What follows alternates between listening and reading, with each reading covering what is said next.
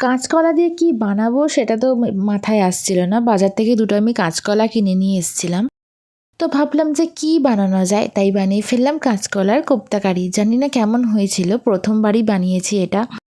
তো প্রথমেই আমি কাঁচকলাগুলোকে সেদ্ধ করে নিলাম, আর তারপর এটাতে নুন, চিনি, হলুদ, সামান্য জিরে গুঁড়ো, একটু আদা গুঁড়ো আর একটু চাল গুঁড়ি দিয়ে এটাকে আর একটু গরম মশলা দিয়ে এটাকে ভালোভাবে মেখে নিলাম। তারপর এটাকে গোল গোল করে বল বানিয়ে নিলাম। আর তারপরে সবজিগুলোকে কেটে নিয়েছিলাম আগেই। ক্যাপসিকাম, গাজর, আলু এগুলো আমি অ্যাড করেছিলাম এক্সট্রাই। এগুলো না দিলেও চলে, শুধুমাত্র আলু দিয়ে করলেও হয় এটা।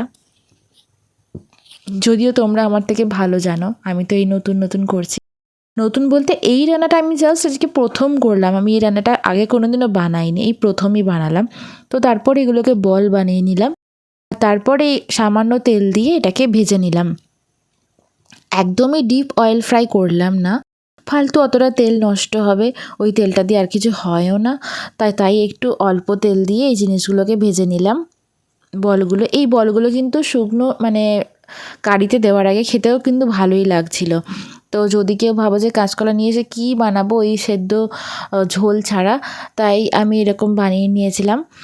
তারপরে এই যে আমার এখন ভাজা কমপ্লিট হয়ে গেছে। এবার বানানোর পালা হচ্ছে কারিটা। এর জন্য প্রথমেই আমি কড়াইয়ে তেল দিয়ে নিলাম, আর তার মধ্যে সামান্য জিরে ফোড়ন দিয়ে দিলাম, জিরে আর শুকনো লঙ্কা। আর তারপরে এখানে ক্যাপসিকামগুলো আমি দিয়ে দিলাম ভাজার জন্য। তারপরে একে একে সব সবজিগুলো দিয়ে দিলাম। এই সবজিগুলো আমি একটু সেদ্ধ করে নিয়েছিলাম, নাহলে অনেক টাইম লাগে তরকারিটা হতে। অত টাইম নেই, অত টাইম দেওয়া যাবে না, তাই চটজলদি বানিয়ে নিলাম এটা। এরপরে যে সামান্য মশলাগুলো লাগে আমাদের দৈনন্দিন জীবনে রান্নার জন্য, হলুদ, জিরে, কাশ্মীরি লঙ্কা, একটু সবজি মশলা ছিল আমার কাছে। এই সবজি মশলা দিলে কিন্তু তরকারির টেস্টটা আরও দ্বিগুণ বেড়ে যায়, আমি দেখেছি। এরপর আমি একটু আদা গুঁড়ো দিয়ে দিলাম, যেহেতু আমার কাছে আদা ছিল না কাঁচা। তারপরে আমি একটু দই ফেটিয়ে রেখে দিলাম। এই যে দইটা আমার ফাটানোও হয়ে গেছে। এরপর এই লাস্ট পর্যায়ে একদম লো ফ্লেমে আমি দইটা অ্যাড করে দিলাম। এরপর সামান্য জলও অ্যাড করে দিলাম এর সাথে। আর তারপরে একটু কাশ্মীরি লঙ্কা দিয়ে দিলাম।